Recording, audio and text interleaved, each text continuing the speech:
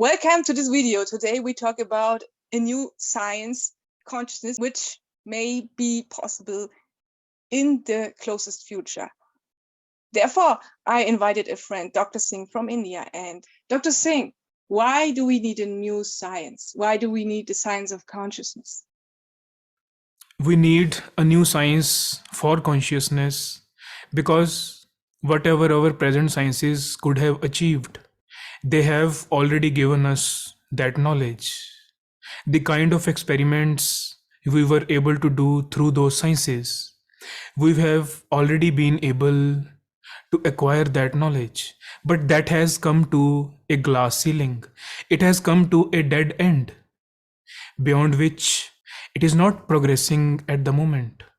So, if we want to see a real progression happening in the field of consciousness or in other fields like theoretical physics, then we definitely need a new science, a new form of experimentation. So let's say the current sciences are limited now. They can't bring more stuff at the moment. And therefore, we have to establish a new science, which more focuses consciousness. There are also sciences which focus consciousness, like psychology and neurosciences. And in how far are they limited? Of course, there are sciences at the moment which are trying to discover the consciousness or which are trying to understand the consciousness. But those sciences are limited in multiple ways because those sciences are trying to experiment with other people. Those sciences are based on putting other people's in functional MRI machines and trying to gather their scans. So basically that research which is currently happening in neuroscience, in other branches, it is basically on other people. But a very important point, the neuroscientist is not being able to understand that to begin with, the thing which they are trying to know, the thing which they are researching about, which is the consciousness, is their own self, is also present inside them. And if this is the case, then first their experimentation should have begun from themselves. So, of course, these sciences are there, but the science of consciousness, which I am trying to create, it is also supportive to our present sciences, but it can open a new field of science in itself because it can become extensive enough that it can be taught as a separate course in colleges, in various institutions. That's interesting. You talked about the research methods. They are limited, and that's maybe the point why the sciences are limited. When I consider, for example, empirical research methods, as you said, they watch other people, they watch participants, and now the new science of consciousness moves around 180 degrees, and the researcher has to watch himself, has to observe himself. That's now the new point, which seems to be more important. It had to be this way because, see, we are consciousness. Consciousness means our ability to be aware. Consciousness means our ability to experience, our ability to experience our thoughts, our ability to experience our emotions, our ability to experience various sensations in our body, for example, the touch, for example, the pain, the pressure. All these experiences summate to create our consciousness, to create our awareness.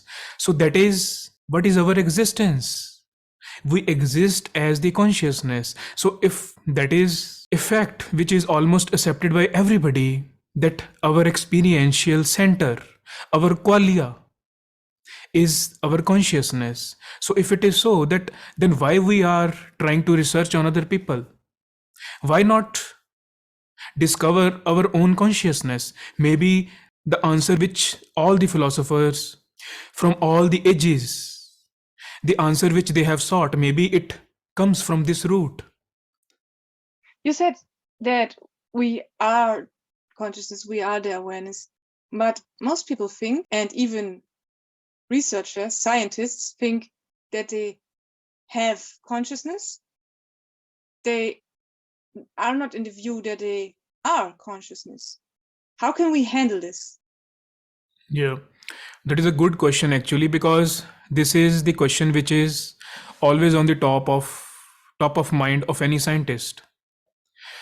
So if we were not the consciousness, and on the contrary we were having some consciousness, then very simple things which happen with our body we cannot explain.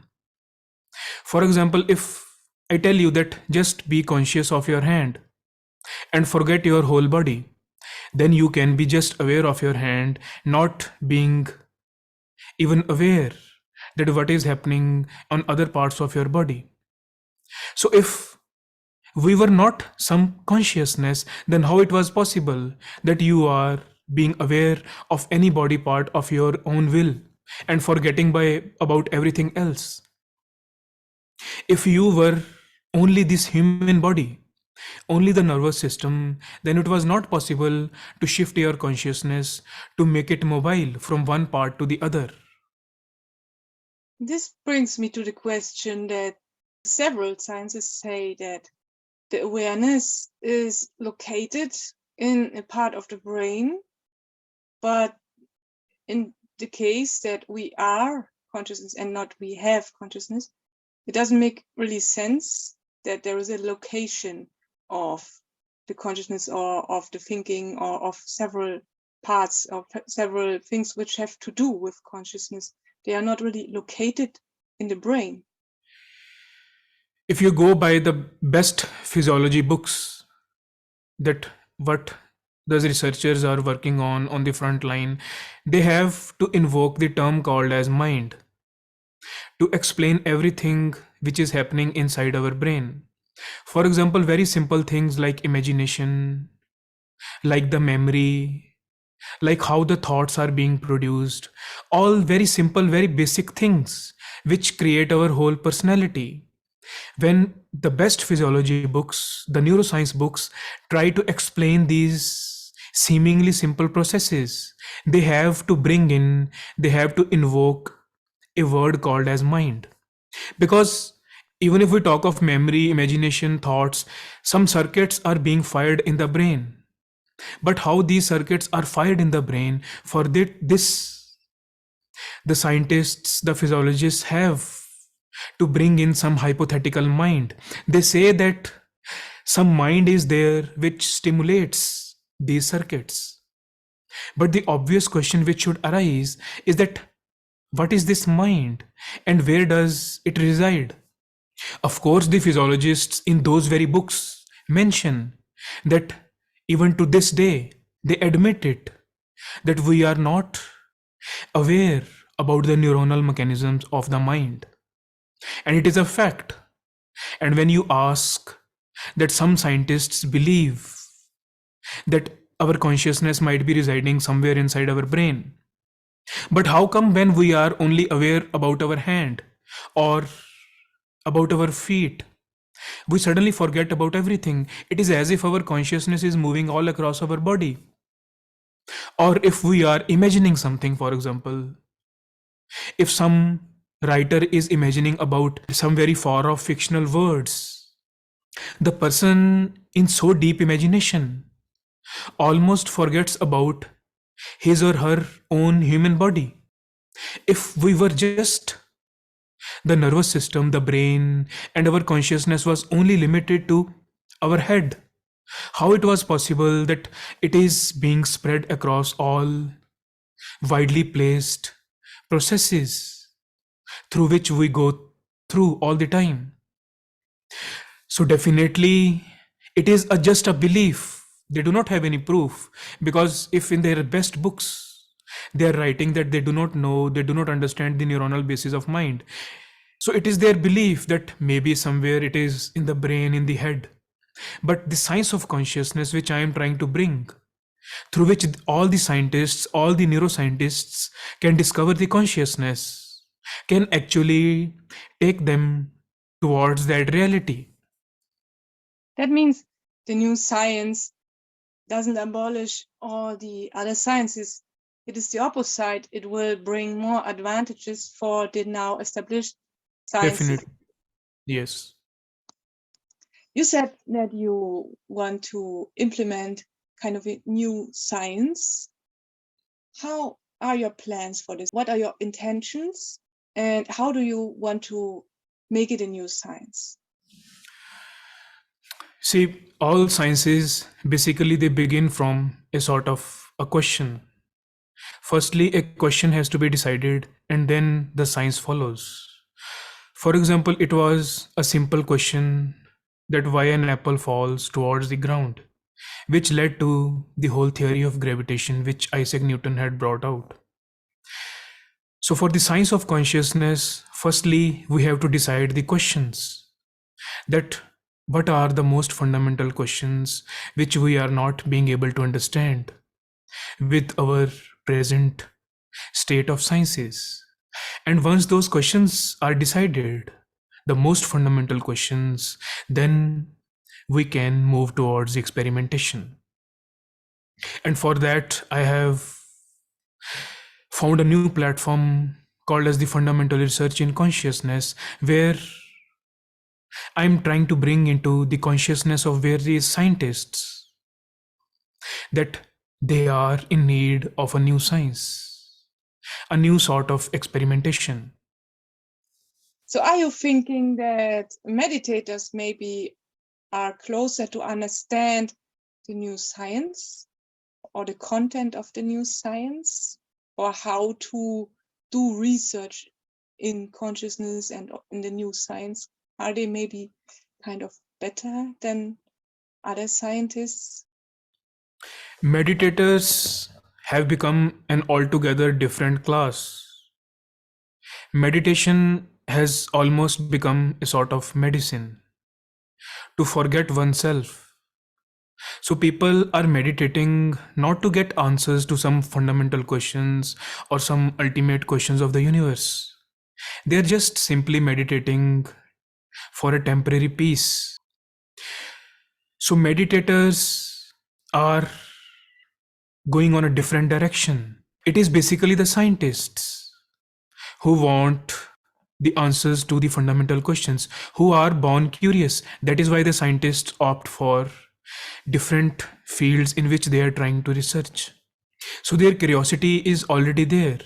What is lacking is that there is one sort of experimentation, there is one sort of science which is possible, but they are unaware about it. And this experimentation is only for those curious people.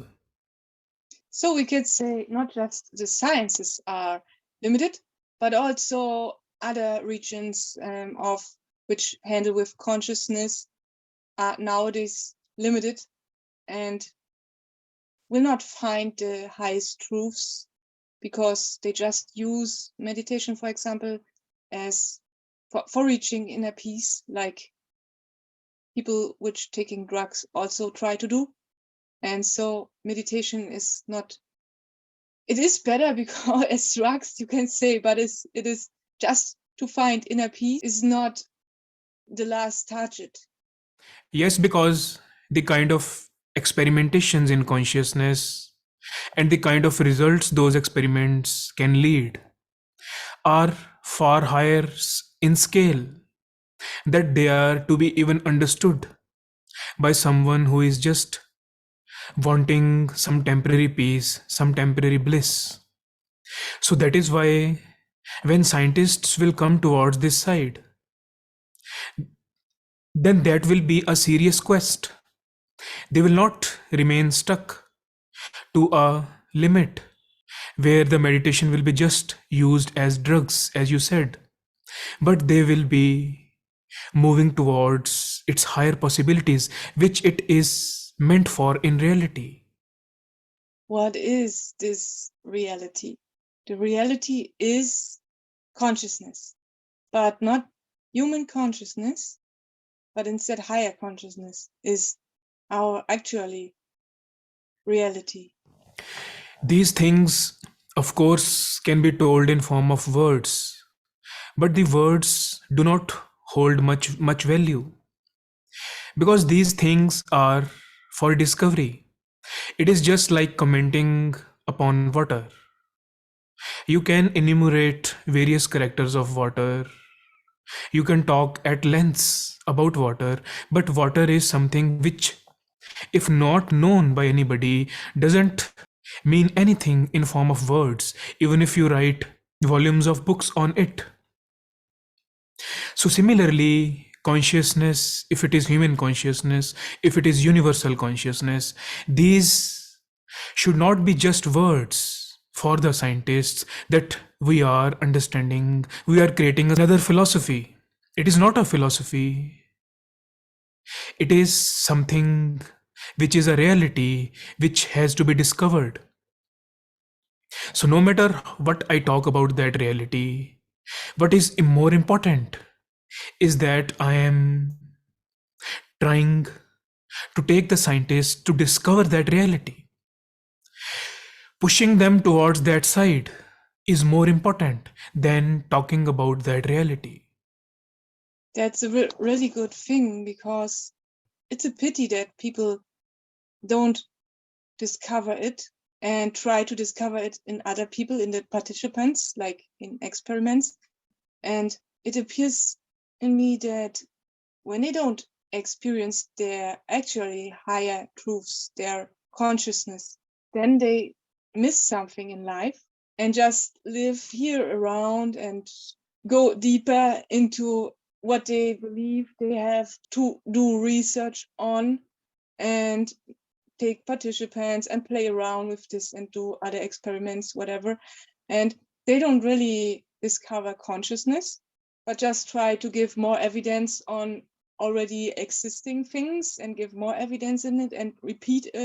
They always, what I can see in science is always repeat it and repeat it and repeat it to make it clear that it is really evidence on what is already existing. But in exploring consciousness, it's very poor. It appears very poor to me, and also for the life quality of people, because when one doesn't explore consciousness and doesn't find his own consciousness, which is actually giving all the functions and giving the life, when people just live in their thoughts and still just exist there and work and do research, they do exist, but they are not really alive. They seem to me like kind of robots or kind of sleeping people, like they are working and doing something, and one day they will die and that's all. And they are not really alive. There is something missing, because actually they miss their self, because they don't explore consciousness. And that's a big problem,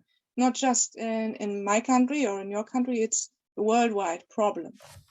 Yes, definitely, because once this science of consciousness will be established, then it will be explained that how things like empathy, things like bliss, our ability to feel ecstasy, all these things are also basically coming out of consciousness. So, when these things come out of consciousness, then our ability to even feel the bliss, our ability to feel the pleasure, it arrives from the consciousness. So, the more close anyone will become to consciousness, the more easy is for that person to find some pleasure, to find the bliss, to find the ecstasy.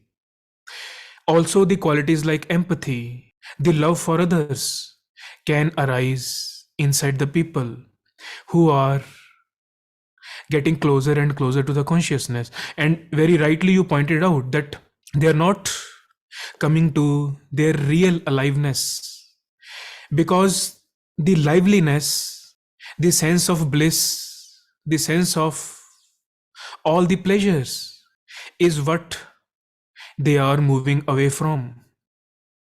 The point is not thinking. You said the word ecstasy, and this reminds me to a drug. There is also a drug which is called like this, and or was, I don't know, some people don't know, this was in the 1990s, so maybe it's it's old school, but people try to take drugs, and with their drugs they shut off their overthinking mind, because the overthinking mind is, in this case, is an obstacle of all, for all people, and all philosophers say the mind is the biggest thing, the mind is so important. And today in the whole educational system, they get marks or grades for what they do, because they use their mind so good. They remind things and definitions, and they get marks for this. So the mind is written very big, with very big letters nowadays. And actually, the point is, when you explore consciousness, you must let go the mind. Couldn't that be kind of dangerous? Can we lose our mind and become a mental disease also? When we discover the consciousness, we just lose the mind which is out of our control. We lose the thoughts which are coming to us without our control. We lose the emotions which are coming to us without our control. It is not something which is desirable. People do not want the excessive rush of thoughts inside their minds, inside their brains, but it is happening. So when you discover consciousness, you do not lose your intellectual capacities. Rather, your intellectual capacities enhance. Because this excessive unwanted rush of thoughts and emotions, it hampers your abilities to create, your intellectual prowess, your ability to memorize. The more rush is there inside your consciousness, inside your mind, the worse you will be in memorizing, in calculating, in computing. So rather, discovering the consciousness can increase the global scale of human intelligence. And this is also going to be a sort of new discovery, which will be part of science of consciousness.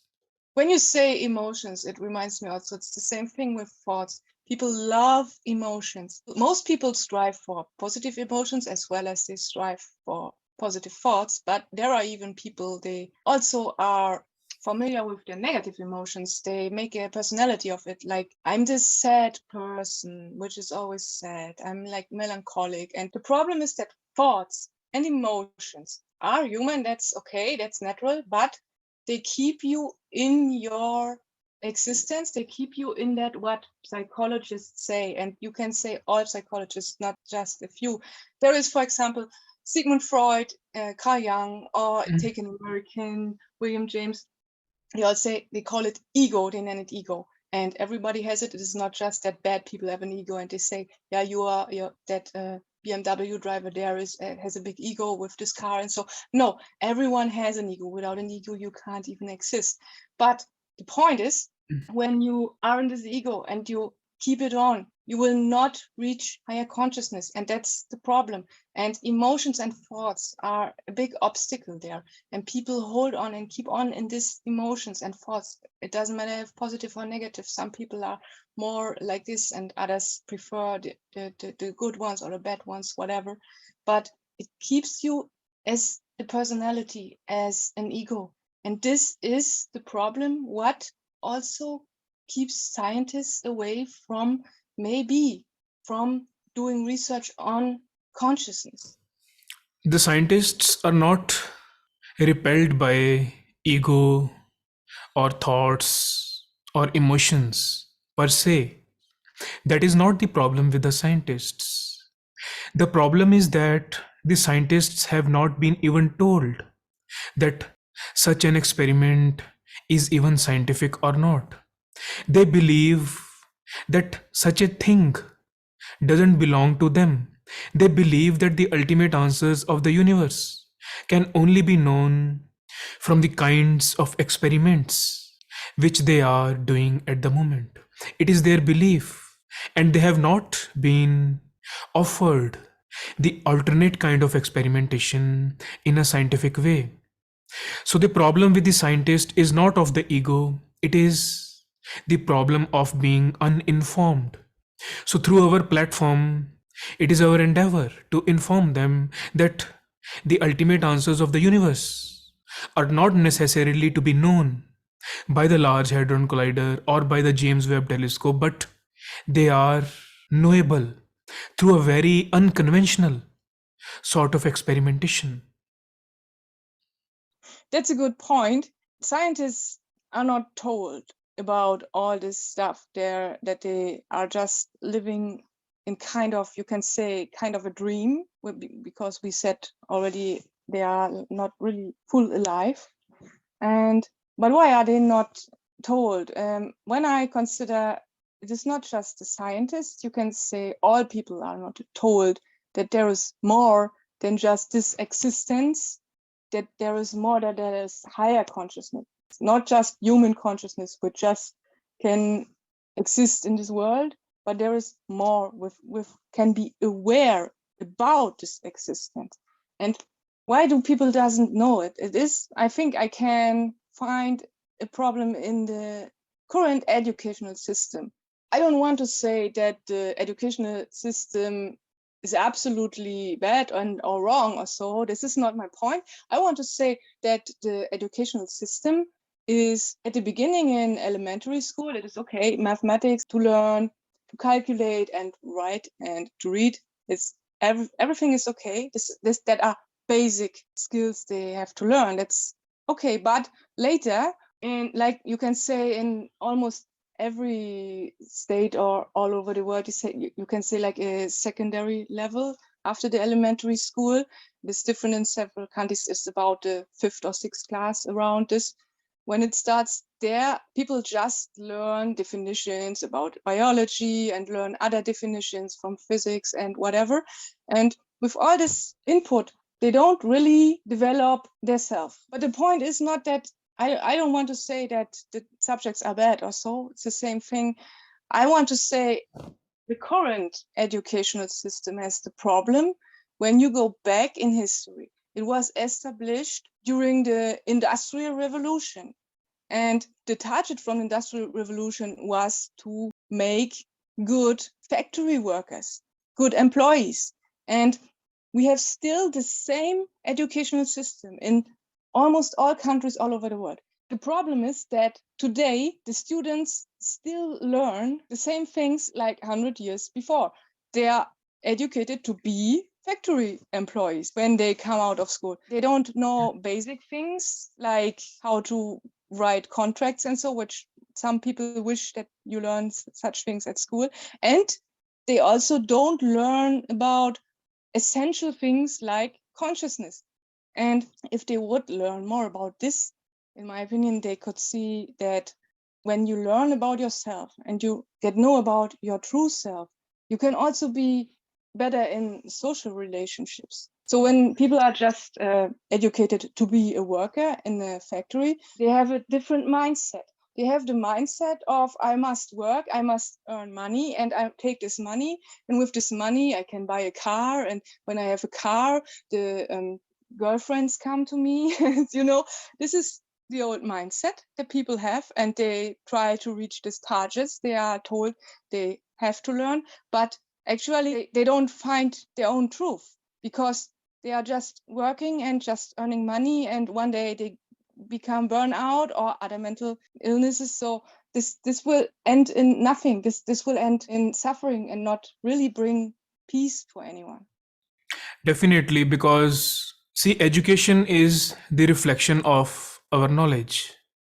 Education system is basically what we know, and what we know is what we want to teach to the coming generation. And therefore, you also started not just to talk about consciousness, what we do here now, you also planned to change the educational system. Can you give us some more information about this? So education system is just the reflection of what we are already knowing. So the things which Isaac Newton or Galileo might have discovered, there was no point in saying that those things should be taught before them. So same goes with the consciousness. Even the scientists are not knowing that what is science of consciousness, that how to discover consciousness. Then how come these things can come in the education system beforehand? Firstly, it is tried by the researchers. The researchers will discover consciousness, and then only they will inculcate this into our education system. And our education system definitely is having flaws. The way you rightly pointed towards that, it is almost creating factory workers, because it is not based on consciousness, it is not based on creativity, it is not based upon nurturing the children's potential from within, but it is based on telling them something from outside. It is based upon imposing something, but not letting the seed of intelligence, of consciousness to grow on its own. But this is a side effect of not discovering consciousness, of not knowing consciousness. Once we will be able to know that what is consciousness, then we will be also knowing that creativity, intelligence, these things are functions of consciousness, and they prefer to grow on their own. They do not like to be tamed as we tame animals. They just want to be watered the way we want a plant to grow. We do not pull out the petals or branches of the plant. We just nurture the plant, we just water the plant, and everything grows on its own. So, consciousness, its processes like creativity, intelligence, learning also demand only nurturing. Rest all children are born with. They have that thing already inside them. So, this is the thing which will change even in the education system. Not just the theoretical physics will change, the neuroscience will change, but also our education system will also change once we discover consciousness. That's a good point when you say learning comes from within. Learning is the seeds are already there in the people. It is not that they need any pressure from outside, from a teacher or from everyone else to get any knowledge from the outside. People can get it from within. It is already there. Consciousness is there. It has been there before maybe the earth was existing. And it is also, the seeds are there in the pupils and the students. And you must just bring a way that they can find the seeds and they can make a plant from it. And then creation comes, and then learning comes. And so it comes from itself. It is not that they have to put too much effort in it. And this reminds me also, older people say, like ancient philosophers, Socrates said that it is already inside of the people and you just have to take it, you can get it out. He tried to get it out with his speaking method, with this dialectic method, and he asked questions and ask and ask and ask. But you can also do this on your own, which is my experience. You can also ask yourself that basic essential questions like, how am I? How am I really?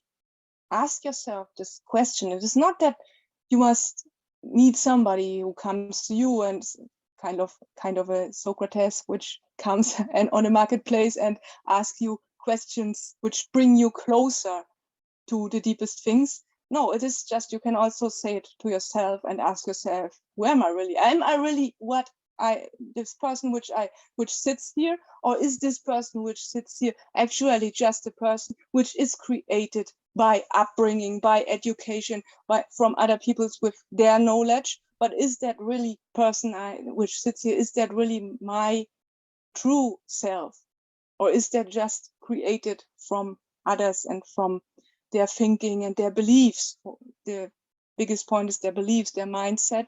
Again, it brings generation for generation, it brings again the same education. And maybe it is not that bad nowadays. What I said, the educational system, it developed, it was worse in the past, in the medieval times and whatever, but now we have a point where this educational system came to an end. And with the new science, it will transform in something different. I don't actually know how it will look in the future, and I'm very interested to know a little more about it. Can you say something? Can you explain it a little deeper how it maybe can look like? Education is centered at the student. It is centered at the student's consciousness. So the problem had to be with the education system, because if we will not be knowing about the consciousness on which the whole superstructure of the education system will be created, because ultimately it is the consciousness which will learn. And if we do not understand the consciousness, how it learns, how it functions, then the education system was bound to be wrong. So with this new science of consciousness, when the scientists will be able to discover the consciousness, the educational scientists like you, then they will get a direct idea that what is consciousness in reality, how it functions, how it learns, how it gives birth to creativity. And once these things are known, then the educators will also know that all children are born creative. Creativity is not something which is implemented or forced on anybody. If you see young children, they are the most curious beings of our human population, because they have been not given our education yet. So the seed which they already brought inside them to learn, to be curious, it is somewhere destroyed by an education system which is created out of our ignorance about consciousness. So yes, of course, these things about the education system are bound to change once we understand the learner. The learner is not understood that what learner wants. The pressure is on a generalized teachings. The learner will decide that what interests him or her, that what he or she wants to learn. So consciousness centric new education system will automatically formulate once we understand that how consciousness works. Thank you, Dr. Singh. I think we've learned a lot today from each other, and I hope you at home also learned a lot today. It is pretty interesting, and if you like more about consciousness and about topics which are related to consciousness, join our channels. They are a little bit different. Mine is about how to find consciousness and how to implement it in your everyday life. And the channel of Dr. Singh is the FRiC Institution, which is about the science of consciousness and which implements consciousness in the educational systems. I hope you have a good time here. See you next time. Goodbye.